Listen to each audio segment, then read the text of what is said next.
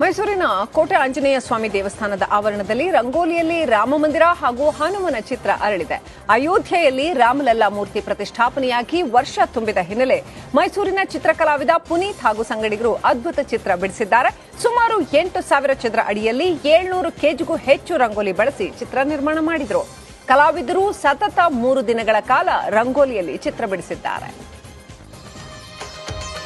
ಮೈಸೂರಿನ ಕುರುಬಾರಹಳ್ಳಿಯ ಚಿತ್ರಕಲಾವಿದರಾದಂಥ ಪುನೀತ್ ಮತ್ತು ಅವರ ಸ್ನೇಹಿತರು ಸುಮಾರು 7 ಜನರ ಶ್ರಮದಿಂದ ಇವತ್ತು ಮೈಸೂರಿನ ಕೋಟೆ ಆಂಜನೇಯ ಸ್ವಾಮಿ ದೇವಸ್ಥಾನದ ಮುಂಭಾಗ 8,000 ಚದರ ಅಡಿಯ ಸುಮಾರು 650 ಕೆಜಿ ರಂಗೋಲಿಯನ್ನು ಉಪಯೋಗಿಸಿ ಇವತ್ತು ರಾಮ ಮಂದಿರ ಮತ್ತು ಹನುಮಂತನ ಏನು ಚಿತ್ರವನ್ನು ಬಿಡಿಸುವಂತ ರಂಗೋಲಿಯಲ್ಲಿ ಬಿಡಿಸಿರುವಂತ